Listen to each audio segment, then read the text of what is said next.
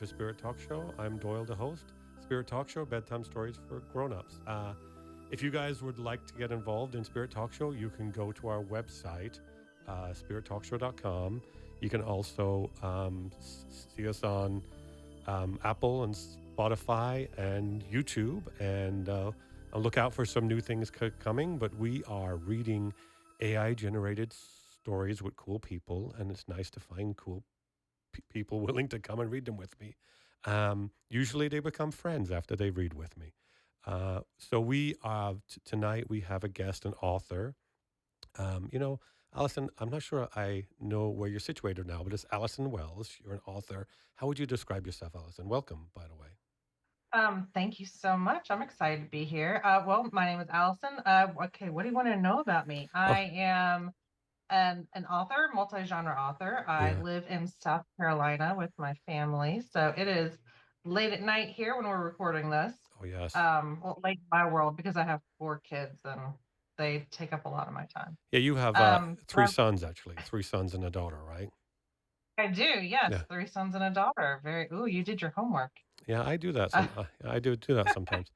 So tell us about. I know you wrote a book that just came out in July. Let's talk about that for yeah. a second and how people can see it and what. Tell us what you want to tell us about it. Well, it's called Savannah Sweethearts. It takes place in the beautiful city of Savannah, Georgia, which is my happy place. That's probably my favorite place in the whole world. Beautiful. I've been Um, twice. It's a beautiful place. Yeah.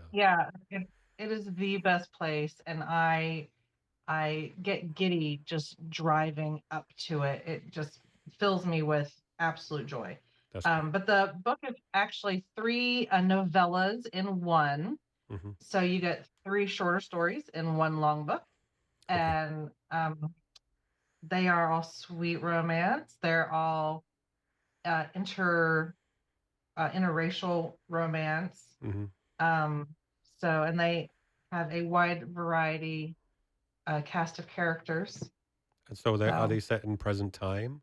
Are they set in they past? are, yes, Okay. they are set in present time, which is odd for me because most of my books are historical, but a couple of them are more contemporary. So, like you said, that they're interracial. Like you made that point, and it made me think: is interracial relationships in Savannah still something of contention there?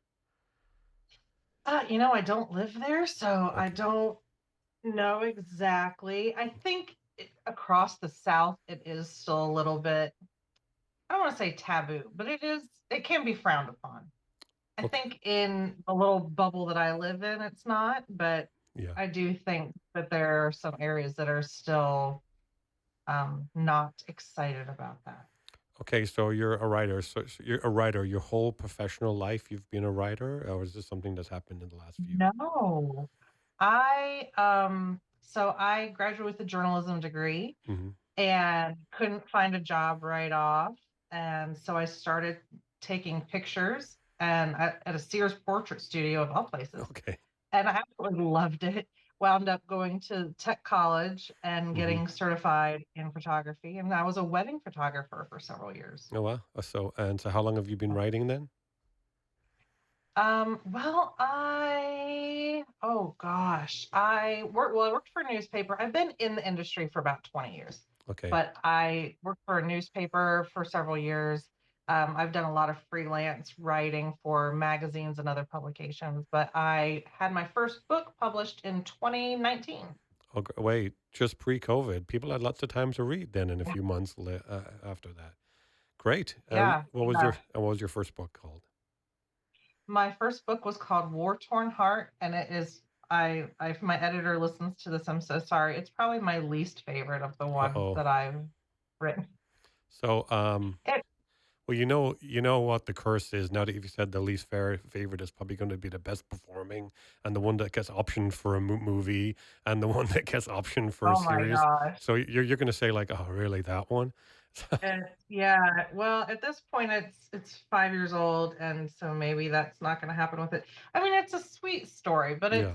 it's a little too like syrupy in my personal opinion. And I mean it's cute, but So if you were telling someone to go and buy one of your books today, you'd say the one just released in July. Oh, or well, buy them all? yeah, buy them all. Buy them. Okay. My favorite book is actually one that came out in 2021, I think, Yeah, yeah. called Belle of the Night, and it's about a prostitute who falls in love with a preacher in 1915 New Orleans. Oh, wow. That sounds very interesting. So that hook usually gets people to pick it up. Okay, But okay. So but that and that is my favorite one. so your genre, I mean, this seems like the books you described to me are romance genre, or are they adventure genre? Sorts. Definitely not adventure. Yeah, So I write sweet romance, which means that it is closed door. You don't see anything graphic or explicit on page. yeah. I also write women's fiction, Oh, sorry. and that one I would classify more as women's fiction. There is a romance element Oh, to it, women's but fiction. Are you saying women's fiction because it's romance, or is there a genre called women's no, fiction? no, they're totally different. Yeah, that's Totally right. different. I was trying to. I didn't mean to be insulting, but you said No, women's. no, no, I'd never not at heard of all. the genre of women's It fiction.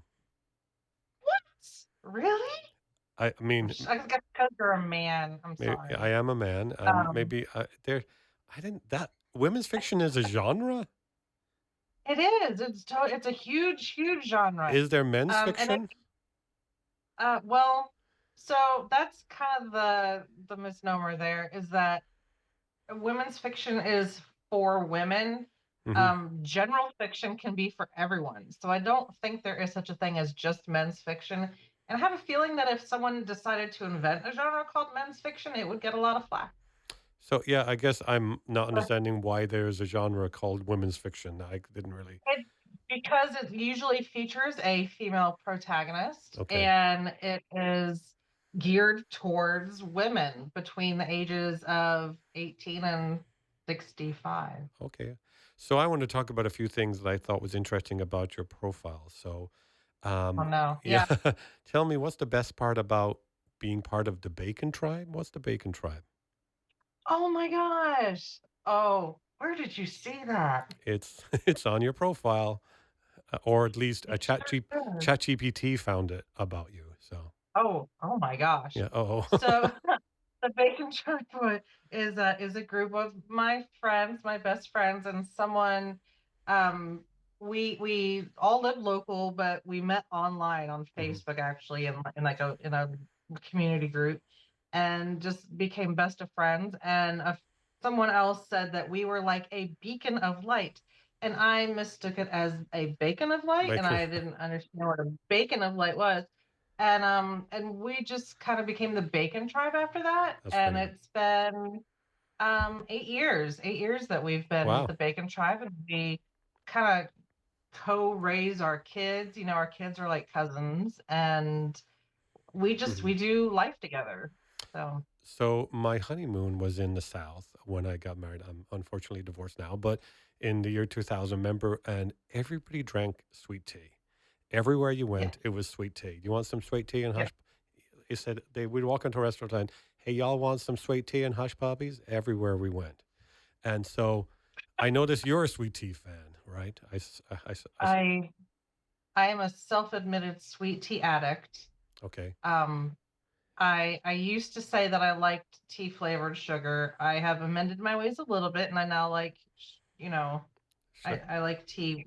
With a little It bit. still has to be sweet, but Okay. not quite as much as it was. But yeah, it's totally an addiction. I've got my cup right here. That's It is funny. full of sweet She tea. definitely has a cup It of tea. Yeah. and yeah, it's just how it works here. Well, I am a tea drinker. I'm being from Ireland, right? So, but they usually drink it hot, right? Okay. So if you could have a cup of sweet tea with any author, living, dead, who would it be and why? Oh my Or any gosh. famous person Um, of history, we'll say. oh, just any famous Yeah. person? Yeah. Uh, would we understand each other's language? Yeah. Yeah. Presumably there's going to be no barrier to Okay. communication. Um, oh man, I didn't do my homework All for these this. qualifying questions. Okay. So, okay, well, let's do an easier one. Can you tell me a favorite family tradition your family cherishes and what you hope that your children will continue like with their kids? Do you have any really That, cool? even harder. That's No, harder. I really think that one of the biggest traditions that we have, and my parents did it, and I think we've carried it on, and my husband's family as well, is that your family is the one that you make. And it doesn't have to be your blood relatives, it's the people that you surround yourself with. And I I agree. I have, agree. Yeah. people that I would refer to as my aunt that I don't have any biological connection to. And Hmm. I think my Sure. kids have that as well. And speaking of the Bacon tribe, I think that it's just that connection that we have with people, and we spend our holidays with them, That's and great. just do life together. So I think that that's probably one of the best traditions that any family could have. I think it's similar being part of the LGBT community. And at my age, like coming out later, you do find your tribe, you do find your people, and they're people you choose. And I really definitely believe in that. I mean, I love my sons too, of course. They're going to be my family forever. So you know what we do on the show, right? We read AI generated stories, and sometimes I take someone's profile and I generate a story and see what chat see what it'll come up with if I just copy your profile from your website. So I did do that for you, but would you like to start to read a story? Oh, okay. Okay. Wow. Hesitation. Well, You scare me. You're scaring me a little bit. why did I scare you? What did I do to I scare you? don't know. I'm like, is there some sort of deep, dark secret that I don't know about that's out there online? No, all Oh, well, there is. yes, I'm here to tell you. No, I mean, you should. That's the reason I go by it. This is why I go by the name Doyle, because my real name, as you can see on the screen, which I don't like to say on the show, unfortunately has some bad associations with it. Some people with the same name have done bad things. So especially one of them is a radio host. so, uh, Oh. so that See, and I use my own name as an author, and that's a blessing and a curse at the same time. So, yeah, I mean, some of the early shows have me by my real name, but the later shows I go by Doyle, which is my real last name. But I mean, yeah. And anyway, so okay, there's no deep dark secret. Well, to be honest, I haven't read the story that because I don't read the stories beforehand. It's all cold reading. So you're going to discover it with me. Are you ready? Well, okay. but we're not going to read. That's not going to be the first one we're going to read. You sent me in Okay. when my guests come on. I'm talking to listeners now. When my guests come on, they send me prompts, story prompts, and I generate the story on the spot. Now, sometimes I generate the story beforehand, like 5 minutes before, but sometimes the guest watches me like generate the story. So we don't usually read the prompt first. We usually start with the story and then we read a prompt afterwards. So when you're ready, your best reading voice, author voice, and Oh my gosh. 5, 4. I'm just okay. Am I making you nervous? Look, look at this beautiful I'm face. How could I'm this make? more I am more worried about being able to see it because all right, so listen, I'm of a certain age now and I wear bifocals. Okay, And so so I'm I like, will. "Oh, where do I need to see?" No, you're good. Don't make it any bigger. It's Okay, fine. It's fine. I'm more like thinking I've got to look on this side of my glasses like okay. this. Well, when you're ready, Don't mind me. It's fine. It's fine. Okay. Are you ready for me to read it? I am. We're all ready. All the listeners have Okay. bated breath. All Yeah. right. The Forgotten Island. The storm hit without warning. One moment, the sea was a calm, glassy expanse. The next, it was an unforgiving force that swallowed the ship whole. When Lily awoke, the wreckage of the vessel was nowhere to be found. And on the horizon, oh, excuse me, and the horizon was obscured by mist. Weak and disoriented, she stumbled through the surf, collapsing onto the golden sands of a strange, isolated island. I already have questions. Okay. Yeah, well, we can stop and talk about questions now if you like. Well, no, well, I'll keep going. I'll keep Okay. going because Okay. I want to know. Yeah. Okay. Well, we all do. Yeah. Is what? We all want to know what happens. That's what we're all like. But we can talk Yeah, too. I'm so curious. Okay. As her consciousness flickered in and out, she became vaguely aware of shadowy figures approaching her. Their murmured voices, speaking a language unfamiliar to her, were soft and reverent, as if in awe of her presence. They lifted her from the beach and carried her inland through dense, lush forests until they reached a hidden village nestled beneath towering cliffs. When Lily finally awoke in a small thatched hut, Her head throbbed, and the events of the previous night seemed like a fevered dream. But it was no dream. The villagers, clad in simple, flowing garments, welcomed her with a mixture of curiosity and something else, something more unnerving. They bowed low, and an elder, a woman with long silver hair and deep-set eyes, placed a crown of woven leaves on her head. You have returned, the elder whispered, her voice trembling with emotion. The lost queen of Alera has come back to us. Lily recoiled. Queen? I think you have the wrong person. My name is Lily. Oh, there's more. There's more. Yeah. The elder's expression did not waver. Your name is in the past, excuse me, your name in your past life may have been different, but you are her. Our people have awaited your return for generations. The island itself has brought you to us. Over the next few days, the islanders explained their strange world to her. Isolated for centuries, this enigmatic community believed themselves to be the last remnants of an ancient kingdom called Alera. Their queen, revered as a semi-divine figure, had vanished long ago, and since then they had been waiting for her reincarnation to return and lead them once more. They believed Lily was that queen.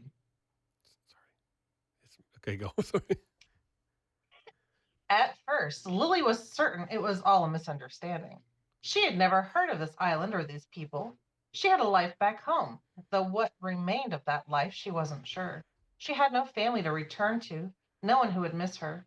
The world she came from had been harsh, and she had struggled to make her way. But here on this forgotten island, the people treated her with a reverence that felt intoxicating. As the days passed, she began to learn their customs. The village was divided into factions, some who worshiped the old ways and believed in her divine right to rule, and others who sought change, who did not trust her sudden appearance.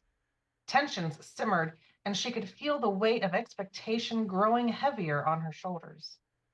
Whispers of rebellion echoed through the village as the factions clashed over whether she was truly their queen or a mere impostor. Despite her doubts, part of her felt drawn to this place, to the ancient rites and ceremonies, to the stories they told of a queen who had once united them in a golden age of peace and prosperity. The island itself seemed alive, its dense forests and hidden lagoons pulsating with a strange energy she couldn't quite explain. She could feel the island calling to her, beckoning her to stay. But there were moments, quiet moments, when the isolation pressed down on her. She missed the wide open sea, the freedom of choice, the world she had known, flawed as it was. The village, for all its charm, began to feel like a prison, its boundaries set by the island's treacherous cliffs and crashing waves. One night, as the villagers prepared for a ceremony to crown her as queen, she slipped away into the forest. She wandered through the undergrowth, her mind torn between the allure of the strange new world and the longing to return to the life she had left behind. At the edge of the forest, she stumbled upon a man, one of the few villagers who had not treated her with blind reverence. His name was Finn, and he was one of the dissenters. There's even more. Oh my God. How long is this? Wait, want to see there? That's it, down to there. Okay, all right. Another Good. half Okay. page.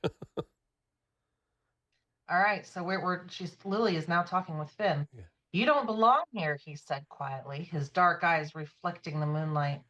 They're using you to cling to a past that's long gone. This island, it has a way of trapping people, of making them forget who they are. If you stay, you'll lose yourself. Lily stared at him, torn. And if I leave? Finn's expression softened.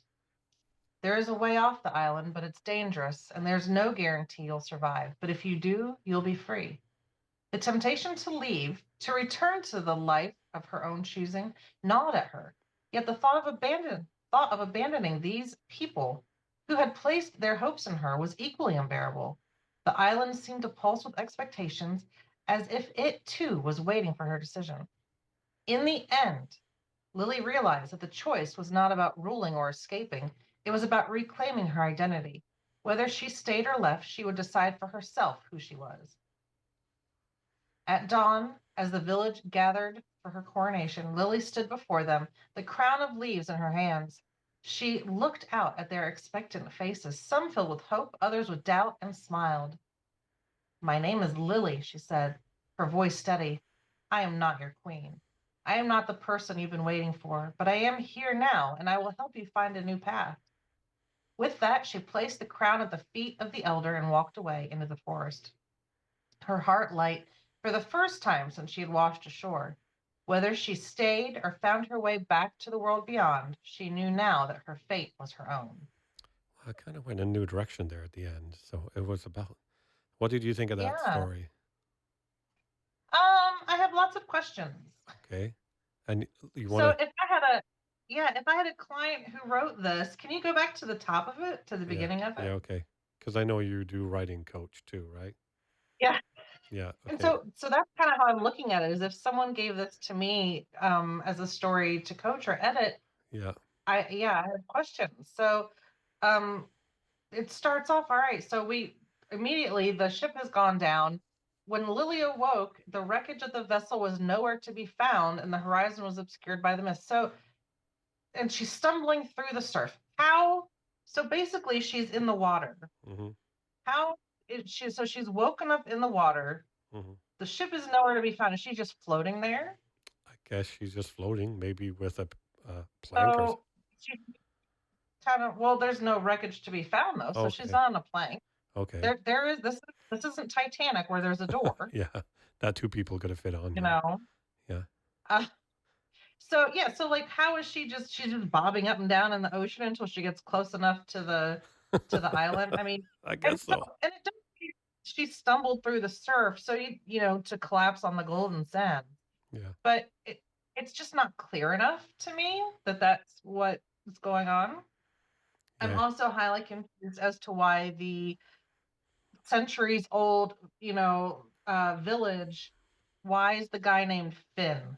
That is kind of straight. And I wonder if it's because I do this a lot, and my son's name is Finn.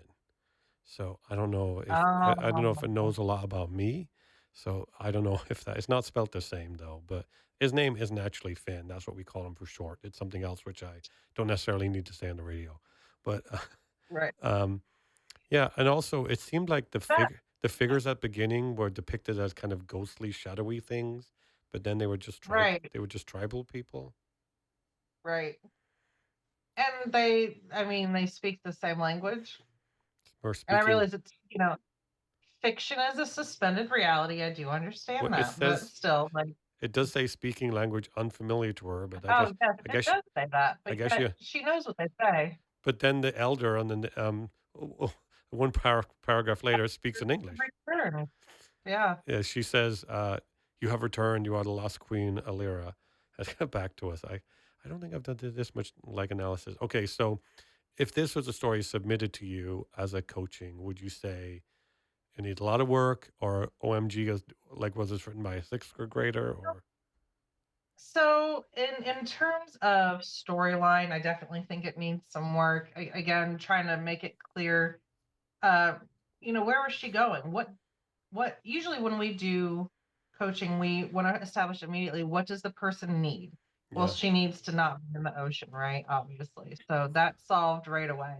And then okay, what does she need? Well, she needs to discover herself. So that is kind of in there, but there's a lot of plot holes. Like you said, they're hmm, ghostly figure, they speak a foreign tongue, and yet they're just nice villagers who happen to actually speak English. yeah, And how many centuries has gone by, and how has this legend stayed alive and also after centuries? like what is it about her that indicated that she was the queen? Like they didn't. Right. I mean, clearly, if this has been hundreds of years, then no one alive, was around for this previous Hmm, queen. yeah. How do they know what she looked like? How do they know what this queen was like? And what surely they would have chosen someone else to lead in all these hundreds of years. And why is that person not upset about this happening? Yeah, and it kind of, but then it also becomes, it moves into a know who you truly are self because she at the end just, I guess she said Right. Yeah. she she, Yeah. she says something like she says, "I will help you find a new path," and then the next sentence is, and then she walked away into the forest. So she's saying, "I will That was help." the path. Yeah, Follow me. I'll help you find a new path, and then she walked away. Yeah, she didn't help them find a new path. Did not help them find a new path. That's funny. No. So have you ever generated stories on chat on AI before? No, generally authors are very anti-AI. Yeah, yeah, I Um, understand. it it can be a useful tool. I will say that. I have written out a very poor synopsis of my book and then plugged it into something like ChatGPT and said, Yeah, make this more coherent or condense this yeah, or yeah.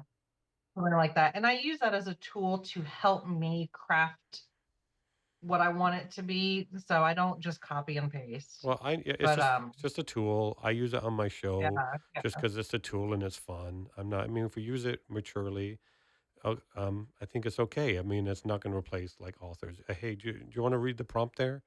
It's right there on the screen.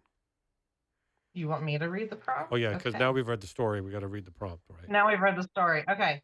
The Forgotten Island. In 1860, a shipwrecked young woman washes ashore on an uncharted island where an enigmatic community lives in complete isolation. Taken in by the islanders, they believe she's the reincarnation of their lost queen. As tensions rise with the island's factions, she must decide whether to stay and rule or find a way to escape back to the life she left behind. Well, great. We are actually going to have to take a little break here in a few seconds, but we will come back and read more stories. If you guys would like to get involved, go to spirittalkshow.com and you can see all the information there. Come back after this and we'll continue reading stories.